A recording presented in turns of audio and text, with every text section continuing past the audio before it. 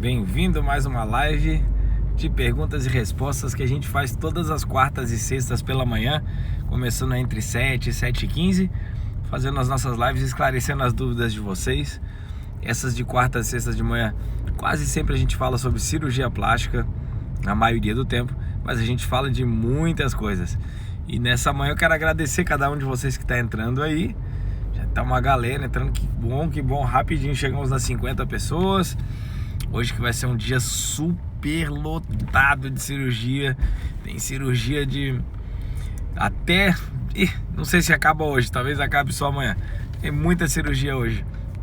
E eu vou falando com vocês e contando detalhes de cada uma à medida que vocês forem entrando e conversando.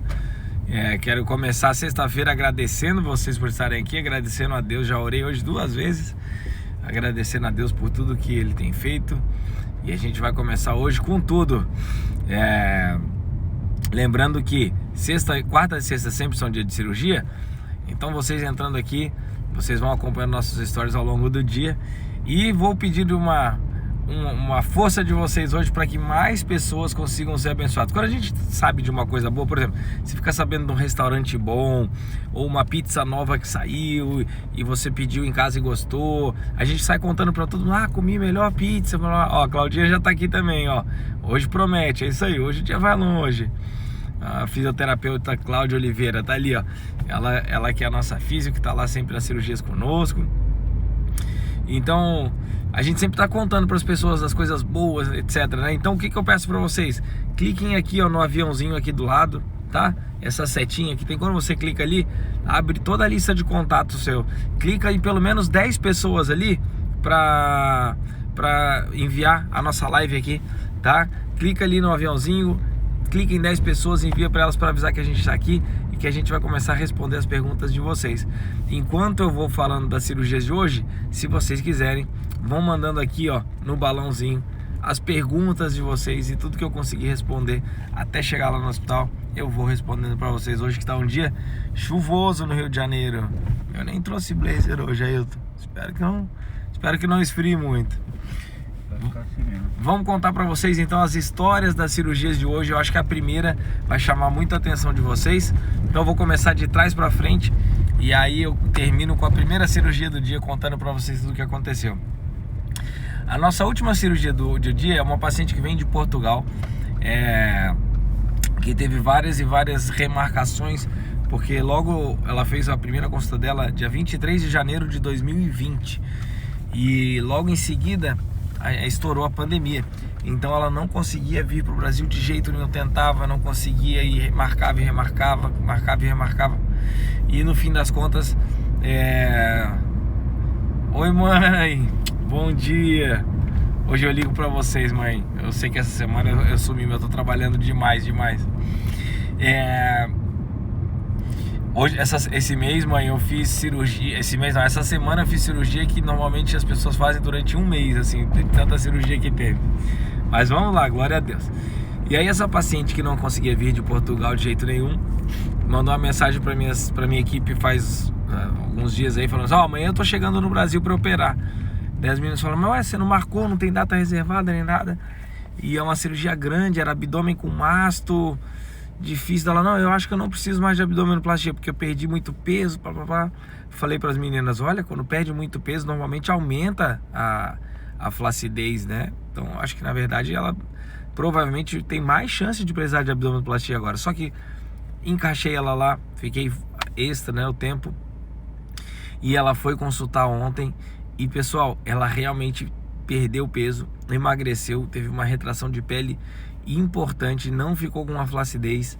Então ela vai poder fazer lipo. E mais, ela tá treinando muito, a musculatura dela tá forte, e ela vai fazer lipo HD. Lipo HD com quadradinhos ela vai fazer hoje, para vocês terem ideia de quando a pessoa tem uma pele firme e perde bastante peso, o benefício que dá a retração. Primeiro que ela fica muito mais saudável, muito mais disposta, e ela evitou uma abdominoplastia, vai fazer lipo HD. Não é comum, tá? O mais comum é poder fazer no máximo uma lipo tradicional, mas no caso dela vai fazer a lipo HD.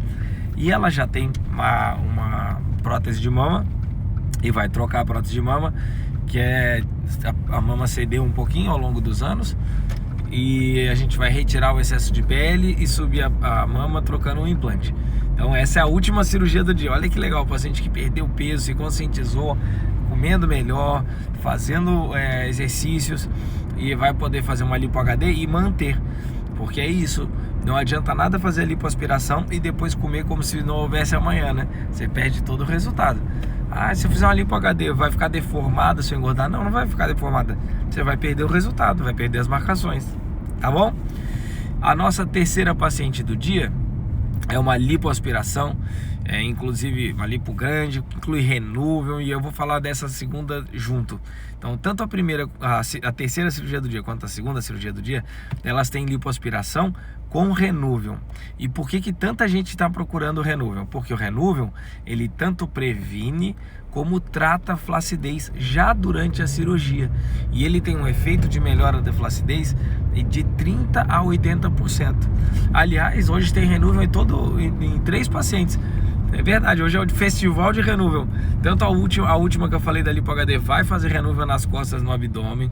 A terceira paciente, que é lipoaspiração com prótese, também vai fazer Renuvium. A segunda paciente, que é uma abdominoplastia com lipo das costas e do braço, vai fazer Renuvium nas costas e no braço. E só a primeira paciente que não tem parte de abdômen, de lipo, é só mama. E eu vou explicar daqui a pouquinho, que eu acho que é que vocês mais vão gostar. E aí a gente vai fazer nessa segunda paciente essa lipo e prótese com Renuvium. E a segunda paciente, o paciente veio dos Estados Unidos para operar conosco. Paciente que veio para fazer abdominoplastia, teve duas filhinhas com a idade parecida das minhas filhas, e foram morar nos Estados Unidos. Ela é americana, na verdade. O marido foi morar lá faz 14 anos e vieram para o Brasil para a gente fazer a cirurgia. E aí ela vai fazer uma abdominoplastia, ela tem bastante estria abaixo do umbigo, tem um pouco acima do umbigo, então ela está consciente de que essas que estão acima do umbigo vão continuar no abdômen dela, mas as que estão abaixo do umbigo vão sair quase todas. E aí a gente vai fazer uma lipoaspiração para fazer contorno, né, a cinturar a paciente, vai fazer enxerto glúteo com lipo nas costas, lipo no braço, e a gordura que a gente retirar a gente vai colocar no bumbum para dar um melhor resultado, para dar um glúteo mais bonito e um contorno corporal mais bonito. E por que o Renuvium? Porque o Renuvium faz retração de pele. Então, de 30% a 80% de retração. Varia de acordo com a quantidade de flacidez, a intensidade de flacidez da paciente. Varia com a idade, varia com a quantidade de colágeno que cada pessoa tem, né? Como eu falei dessa última paciente de hoje, ela tem muito colágeno, ela tem uma retração de pele acima da média, né? Mas o efeito do Renuvium depende do quanto o seu corpo produz de colágeno diante do estímulo dele. Então o Renuvium já faz efeito durante a cirurgia, já retraindo a pele, já deixando a pele mais grudada no corpo. E ao longo de 6 a 9 meses ele continua tendo seu efeito. Por quê? Porque ele estimula o colágeno, estimula o seu corpo, e o seu corpo vai produzindo colágeno, e o colágeno vai sendo formado por 6 a 9 meses. Ah, então quer dizer que depois de 6 a 9 meses acaba o efeito do Renuvium? Não, aquilo que você fez, aquilo que você deu para o seu corpo, aquilo fica, né? O corpo é que continua envelhecendo. A gente continua envelhecendo, então você vai precisar, como em tudo na vida, continuar se cuidando, continuar tendo dieta saudável, continuar tendo hábitos alimentares adequados, exercícios físicos, né, dormindo bem, se hidratando bastante, para você manter o resultado e não ganhando peso, tá? E deixa eu responder algumas perguntinhas e depois eu conto para vocês qual é a primeira cirurgia do dia de hoje. Tem estômago alto também, não vai ficar bom se eu fizer lipo HD? Aqui, ó, ela começou perguntando, não, eu tenho diastase, posso fazer lipo HD? Natália, não, é Nathalie. Nathalie, na verdade, a diástase ou a diastase não são o que determinam se você pode fazer lipo HD ou não.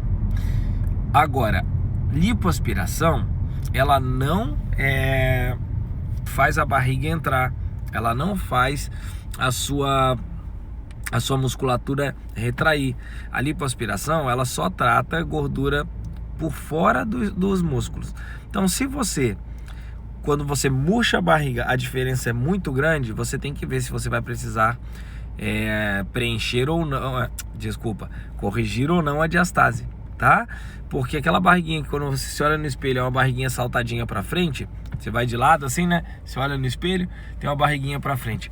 Não necessariamente é apenas gordura localizada. Você pode ter gordura lá dentro, que a gente chama de visceral, que é aquela gordura que fica ao redor dos órgãos, que está empurrando a sua barriga para frente. E você pode ter diastase. Então, se você fizer uma cirurgia de lipoaspiração, a diastase não vai ser corrigida. Então, realmente, são casos que precisam de avaliação individual. Tem pacientes que têm diastase e podem fazer só lipoaspiração? Tem. Se a diastase é pequena, se o formato do corpo tá legal, se tem só gordura localizada, você pode fazer.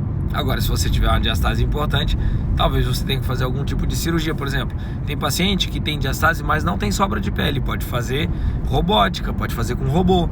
E aí costurar só com pequenos cortes, costurar a musculatura, aí vai jogar a barriga para dentro, costurando a musculatura e faz a lipo. Ah, não, tem muita sobra de pele. Tem que fazer abdominoplastia para retirar a pele e corrigir a diastase e fazer lipoaspiração. Tá bom?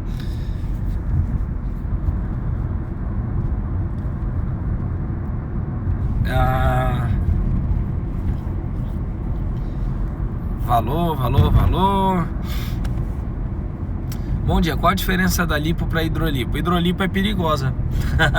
Hidrolipo é a lipoaspiração. O procedimento que é feito é semelhante, tá?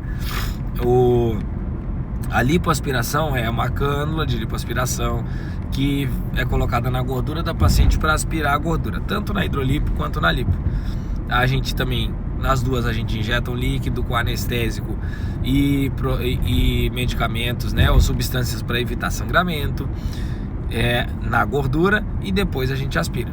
Qual é a diferença? A diferença é que as pessoas deram o nome de hidrolipo como uma forma de divulgar uma técnica que é a mesma técnica que se faz em lipoaspiração, em qualquer lipoaspiração, só que eles fazem no consultório com anestesia local, ou seja, muito menos segurança.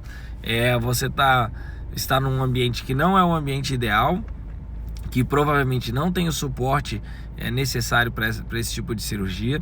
E no começo lançaram assim, hidrolipo é só de áreas pequenininhas, né? Vou fazer só flancos, ou só braços, ou só a parte inferior do abdômen. Só que as pessoas vão fazendo mais, vão ficando mais corajosas e começam a fazer lipos grandes no consultório, injetando um monte de anestésico e aumentando o risco das pacientes. Então, a grande diferença é que a hidrolipo é feita normalmente em consultório, sem a segurança necessária para o paciente. E depois que eu falei das 3 últimas cirurgias do dia e respondi algumas perguntinhas, eu vou contar para vocês sobre a primeira cirurgia do dia, que é uma cirurgia que vai gerar muito interesse em vocês. Por quê? Essa paciente minha, a primeira paciente do dia, é uma paciente que eu já operei. E por que eu estou operando novamente? Ela já tinha eu não lembro se duas ou 3 cirurgias na mama antes de eu operar. Quando ela era nova, ela não tinha quase nada de mama, ela colocou silicone, depois ela aumentou o silicone numa segunda cirurgia, aí depois disso teve filhos, etc. A mama cedeu, é normal, a gente vai envelhecendo, vai tendo mais flacidez, a mama cedeu um pouco, ela fez uma masto. E ela veio pra mim, pra gente subir a mama novamente, pra fazer uma nova masto. Só que como ela já tinha feito masto antes, era um tecido que já estava mais fino, né? Ela já tinha pouca gordura na mama, pouco tecido mamário, já tinha uma pele mais fininha. E aí nós fizemos a quarta cirurgia da mama dela, ou é terceira ou quarta, gente, enfim. Mas o que importa é assim, ela já tinha feito uma masto, então a mama já tinha...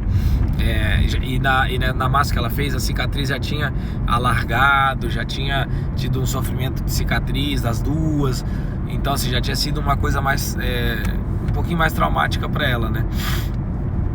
E aí quando eu fiz a quarta masto, ficou linda, assim, terminou linda, a paciente estava super feliz, eu também. Depois, acho que a partir da segunda semana de cirurgia, ela começou a apresentar um sofrimento levinho da junção do T, né, que é a mastopexia, aquela cicatriz ao redor da areola, uma vertical e uma horizontal. Na junção dessa vertical com a horizontal, ela começou a ter um sofrimentinho. E aí a pele foi sofrendo, ficou fininha e abriu um pedacinho. Quando abriu um pedacinho bem pequenininho, como ela tinha muito pouco tecido, não tinha gordura quase nenhuma ali embaixo, começou a abrir, e aí a gente conseguiu ver o implante de silicone. Não tinha nenhum sinal de infecção, ela tinha tido só um líquido, pouca quantidade de líquido, que é um seroma, né, que é um líquido estéril, que poderia ter sido facilmente reabsorvido, mas a pele abriu, sofreu um pouquinho. E por quê? Porque nessa área é comum ter um sofrimentinho. É uma cirurgia que gera muita tensão na pele. E ali nessa pontinha, na junção do T, nessa pontinha aqui, é onde tem mais dificuldade de chegar o sangue. Então, acabou sofrendo. Como a gente conseguia ver o implante, a gente sempre fica receoso que quando o implante aparece possa infectar, possa dar um problema. Então a gente conversou muito, não é uma decisão fácil, mas a gente optou por retirar o implante dela. Ela retirou o implante, todos os exames deram negativos, não tinha infecção, ela não formou pus, a mama não ficou quente, não ficou vermelha, ela não teve nenhum sintoma nem sinal de infecção e nenhum exame mostrando infecção. Ótimo para o paciente não teve risco, não consumiu tecido mamário que ela já tinha pouco, e retiramos o implante. Aguardamos 3 meses para que o corpo dela possa se reorganizar, cicatrizar bem, e agora depois de, na verdade, praticamente 4 meses, a gente vai recolocar o implante de silicone nela, o implante de silicone do mesmo tamanho que ela tinha, do mesmo tamanho da mama que ela já tinha, para não querer forçar a esticar a pele, e também vamos talvez preencher com um pouquinho de gordura para dar um pouquinho mais de volume e naturalidade na parte inferior da mama dela. Então nunca é fácil a gente lidar com situações assim, mas o que foi importante? Que ela me deu a oportunidade de cuidar dela, que ela me deu a oportunidade de fazer o melhor por ela. Por quê? Obrigado, Ailton, bom dia, viu? Bom dia, bom trabalho. Por quê? Porque é impossível garantir, deixa eu colocar o celular aqui, é impossível garantir que não vai ter nenhuma intercorrência num pós-operatório. Por mais que a gente faça 1 milhão de mastopexias, é impressionante a quantidade de mastopexia que a gente faz. As pacientes vão indicando por causa dos resultados. Por mais que a gente faça muitos e as pacientes fiquem felizes, existem casos em que ocorre intercorrência. Então a gente tem que estar preparado para isso. Eu falo sempre para minhas pacientes, eu não tenho como prometer que você não vai ter nenhuma intercorrência. O que eu posso te prometer é que você vai ter todo o cuidado, que eu vou cuidar de você do início ao fim, que se tiver uma intercorrência eu vou cuidar de você, que eu vou dar o meu melhor para você desde a primeira cirurgia, mas que pode acontecer intercorrências e que eu preciso que você deixe eu cuidar de você. E foi o que aconteceu com essa paciente, ela deixou eu cuidar dela, e hoje a gente finaliza esse processo para que ela possa realmente aproveitar totalmente o resultado dela, ficar feliz. E eu fico muito feliz quando eu tenho a oportunidade de cuidar das minhas pacientes. Então, eu acho que o bom cirurgião, a gente não categoriza por o cirurgião que não tem intercorrência, porque só tem um tipo de cirurgião que não tem intercorrência, é o que não opera. Cirurgião que não opera não tem intercorrência. Agora, cirurgião que opera, eventualmente uma paciente vai ter um sofrimentinho de pele, eventualmente a gente vai ter algum tipo de intercorrência que a gente vai precisar cuidar da paciente, e a gente cuida. O mais importante é isso. Eu estou muito feliz de poder hoje finalizar esse processo com essa paciente, processo cirúrgico, né? Porque depois que a gente fizer isso, eu ainda vou cuidar dela mais 6 meses pelo menos, até que a cirurgia tenha chegado no seu resultado. E estou chegando aqui no hospital, já chamei o elevador. Ao longo do dia, vou fazendo stories, vou contando para vocês das cirurgias do dia. Tá bom? Espero que tenham gostado. Falamos de todas as cirurgias do dia e ainda respondi algumas dúvidas. Deus abençoe, uma boa sexta-feira.